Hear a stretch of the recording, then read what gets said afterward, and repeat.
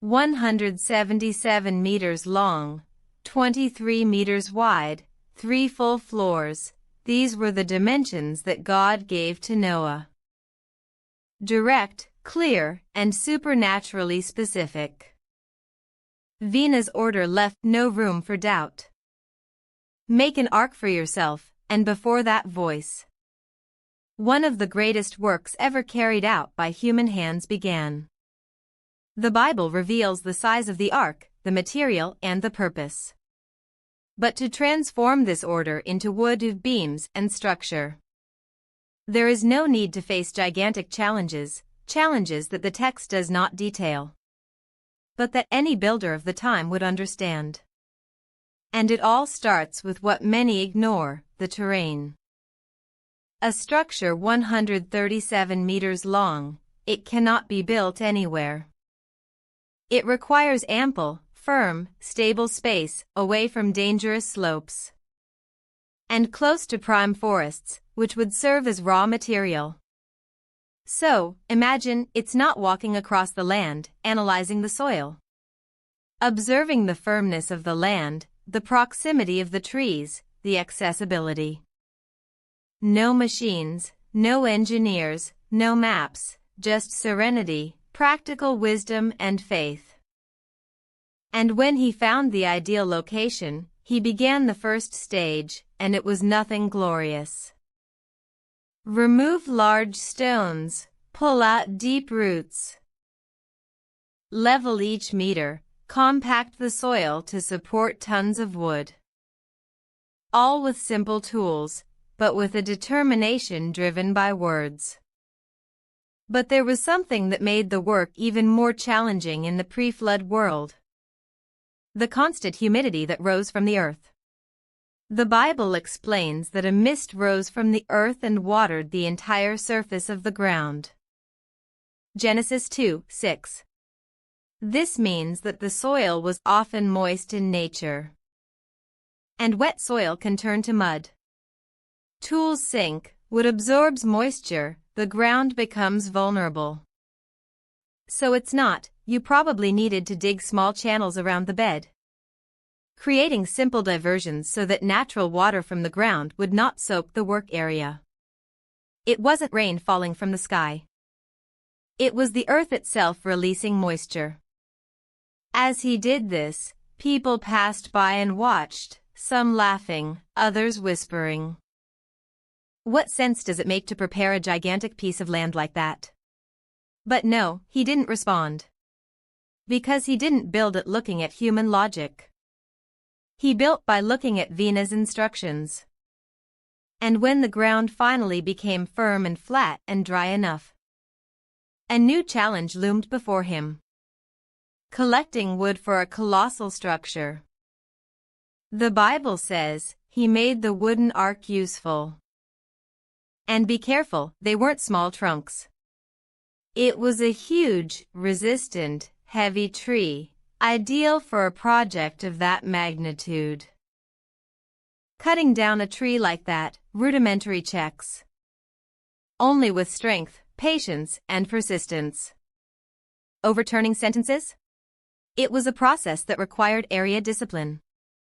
Blow after blow, trunk after trunk, Noah and his sons worked until the sound of the falling tree echoed through the forest. But the service didn't end there. Moving a giant log to the construction site required technique. No wheels, not enough animals, no machines. The solution was the same one used by ancient people, wooden rollers. Smaller logs were placed under the larger log. With ropes and levers, they pulled slowly, moving tons of wood a few feet at a time. When the trunk moved forward, the rear rollers were replaced in front. Slow, tiring, risky, but each log carried was one more step in the construction of what God had ordered. And it is not continuous, because whoever has received instruction from God does not work for what he sees, he works for what he believes. And while all this was happening, the surrounding residents saw that movement in common. homes transporting huge logs towards a gigantic plot of land. It was natural for many to be skeptical, for others to doubt. But none of that stopped him, didn't he, because he didn't work motivated by human eyes. And yes, through the instruction that came from God. As the wood accumulated on the ground, it was time to begin the most complex part of the entire project. Not just cut and transport, but erect a colossal structure that would need to stand firm during the biggest storm in human history. For the ark to remain firm, straight and resistant, it was not necessary to start at the base. For the backbone of every vessel, keel. The Bible does not describe the process, but any ancient builder would understand that a project of this size required an extremely long and sturdy central beam, capable of supporting the entire weight of the hull, the 3 floors and the tons of cargo that would come later. But there was one detail impossible to ignore. Not a single tree, no matter how big, would reach 137 meters in length. This means that there is no need to join several giant beams, trunk after trunk, creating a continuous, straight and solid line. A task that required technique, precision, and patience. These beams were cut and adjusted with wooden fittings. Something known since the oldest civilizations. Tongue and groove systems, which when done well became as firm as entire structures.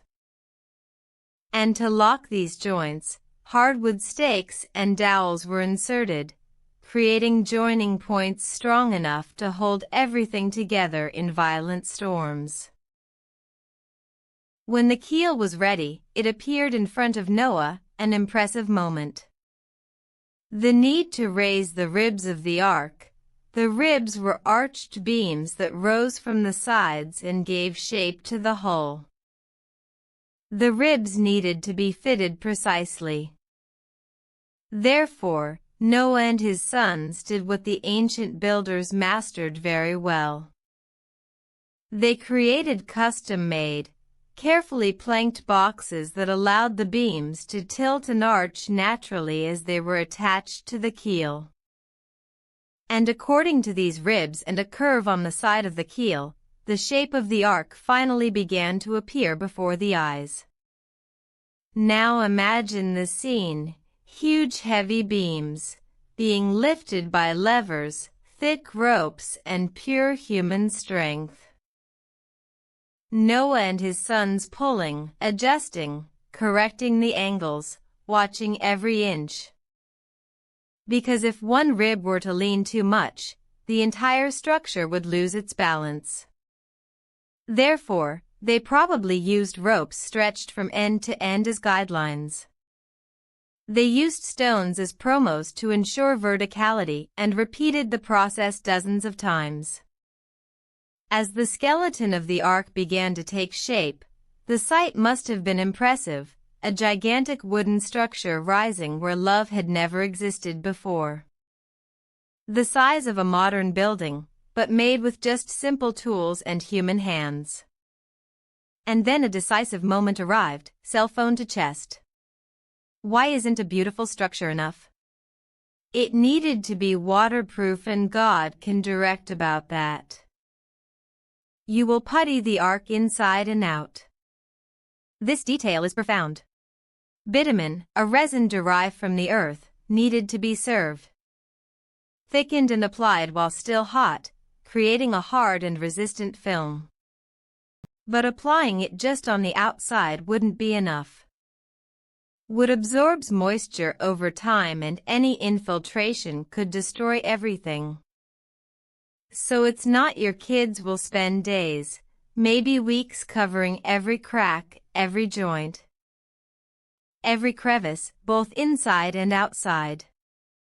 Each layer needed to be fixed before receiving another.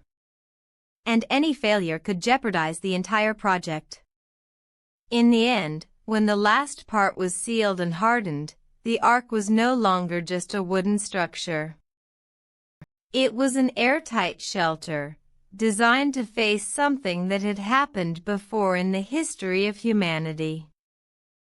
And the next step would be just as important as the external structure, organizing the interior to house living creatures. The Bible reveals a fundamental detail. You will make compartments in the ark. The term is used Hebraic, which inning literally means nests, cells, small divisions. In other words, the ark was not an open warehouse. It was made up of smaller sections, carefully planned to maintain order, safety, and stability during the flood. And here is an important theological point. The Bible does not describe the high law, it only states that there were 3 floors and compartments. Based on this, we imagined what would be logical, practical, and possible for Noah. To maintain the balance of the vessel, the most sensible thing would be to organize the animals by weight and size. Lower floor, heavy animals, elephants, and large bovine hippopotamuses. This would keep the center of gravity low, preventing dangerous rollovers. Intermediate floor, medium-sized animals, lions, bears, servants, larger domestic animals. Higher floor, smaller birds and animals, lighter, less impact on balance and closer to ventilation. This division does not contradict the Bible and is completely consistent with such a large structure. Compartments were essential. Without them, predators could attack prey, animals could harm themselves. You would see total chaos inside. Diseases would spread quickly. So, it's probably not building the inner wall simple, but strong enough to keep each species in its space. These walls needed to be well fitted, without compromising the integrity of the hull, remembering that each piece of wood added weight and needed to be planned. Ventilation, the Bible mentions, you will make an opening of a pit on top. This indicates a kind of long window, continuing below the roof. But to ventilate 3 entire floors, it's probably not done. Small protected side openings, external projections that prevented water entry. Internal corridors for air circulation, all within the logic of the pre-Diluvian environment. Without adequate ventilation, the gases produced by animals would be deadly. Food storage, a year's worth of food for all creatures, meant a huge amount of supplies. The Bible says, you will take with you food for yourself and for them. This included fenno, grains, dried fruits, roots, water stored in jars and containers. Therefore, entire areas inside the ark needed to be dedicated solely to food, stored in an organized manner and protected from moisture. The ark was more than a ship, it was a floating city, with complete logistics. Waste disposal, plausible possibilities, gently sloping floors. Simple drainage channels, small side openings, just to drain liquids. And when each space, each division, each corridor was ready, it was not realized that the work was reaching the most critical point of all. The door, a gigantic opening, large enough to allow animals of all sizes to enter. And at the same time, strong enough not to compromise the entire structure. The door would be the most vulnerable point of the ark, and also the most symbolic point. Because the Bible says something extraordinary. The Lord closed the door. The man built it. But God sealed it. Among all the elements of the ark, none attracted more attention than the door. The Bible clearly mentions, and by the way, a door next door. Gen 6:16. To prevent the huge opening from compromising the structure, it is probably not installed. Thick beams around the frame, diagonal bracing, strong and deep fittings. A high-resistance wood on the edges. Everything to ensure that the door does not become a point of collapse. And remember, there wasn't enough metal to create huge folding machines like modern ones. So, the most plausible system would be a vertical pivot. A large reinforced wooden shaft on the side of the door, allowing it to rotate strongly but with stable operation. Here is a precious theological point. The Bible says, "And the Lord has closed the door." Genesis 7:16, that is not constructed. God sealed it. Before the animals arrived, they certainly did not walk through the interior of the ark. Testing beams, checking the betuminder and its entirety, checking cracks, reinforcing ribs, evaluating the weight of the provisions already loaded. Listening to the sounds of compressed wood, in large wooden structures, it speaks, creaks, settles, and it is not with experience gained over the years of construction. Would know if something was wrong. And then, something supernatural happened.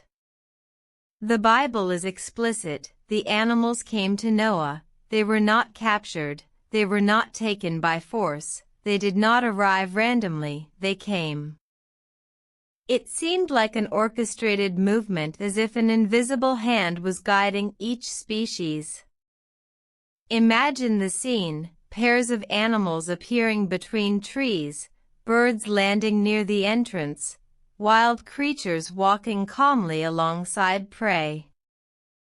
Reptiles, crawling in the exact direction, puppies following instincts they have not learned, and each one positioning itself in order, without cause, without confusion, without attacks.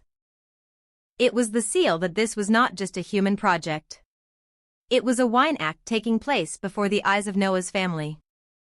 When everyone entered, animals, birds, reptiles, Noah, his wife, his 3 sons and his daughters-in-law entered too. 8 people. And then the work was completed, affected by it being obeyed. And now the most challenging part began. As Noah and his family survived inside the ark during the days of the flood, with the door closed by God's own hand, a different silence took over the ark. From the outside, the world continued as fate had happened. Lasted from within, everything was ready.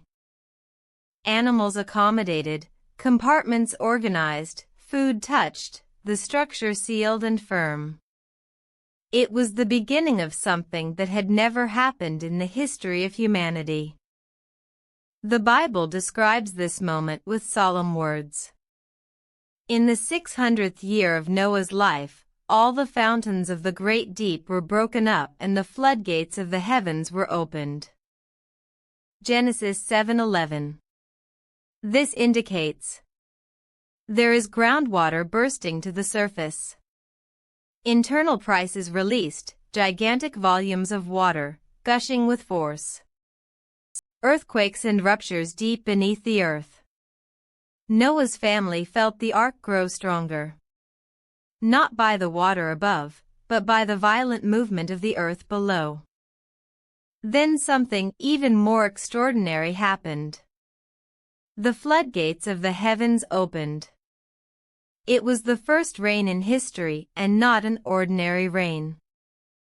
Thick drops, increasing volume, deafening noise on the wood, thunder echoing, flashes tearing the sky.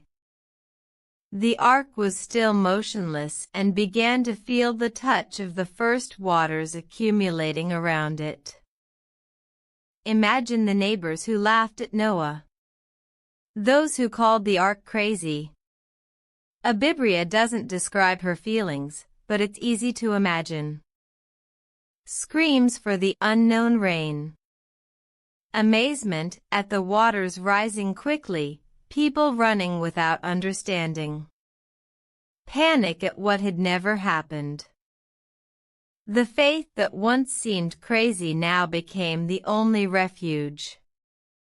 The water rose, rose, rose, until the heavy, firm hull began to float. For Noah and his family, this must have been an indescribable sensation, the wood creaking, the floor vibrating, the initial rocking, the sound of water lapping against the side. The ark detaching itself from the earth for the first time. That vessel built for decades finally fulfilled its purpose.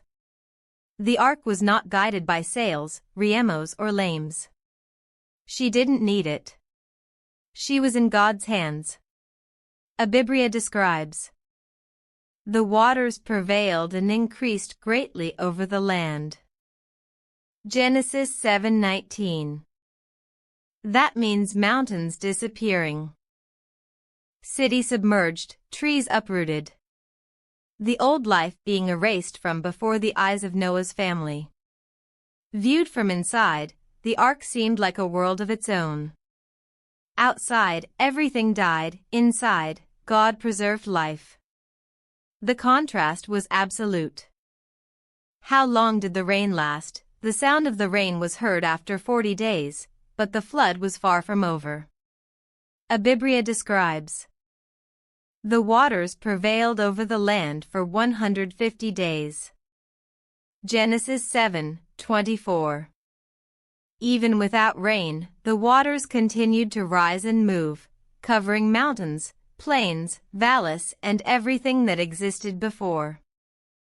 Inside the ark, time seemed still. There was work every day, feeding the animals, cleaning the compartments, checking the beams, reinforcing boxes, monitoring stability, praying, waiting.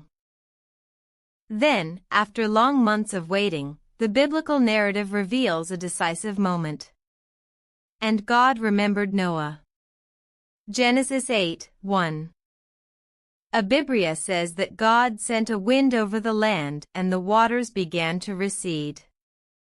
Slowly, day after day, the level began to decrease. Until the ark rested on the mountains of Ararat. Genesis 8:4. After months of partial darkness, the upper window is not opened. For the first time since the beginning of the flood, fresh air rushed in, natural light filled the interior of the ark, but he still had no way of knowing if the earth was ready. So he made a logical decision and he knew it. He released a crow. Then he released a dove.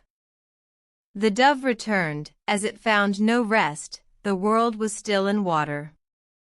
A week later, it is not tried again. The dove returned, but this time it carried an olive leaf. It was the first sign of a new beginning. Another week passed. No, he released the dove for the third time, and it did not return. The land was finally beginning to become habitable again. After more than a year inside the ark, God spoke again. Come out of the ark, you and your wife and your sons wives with you.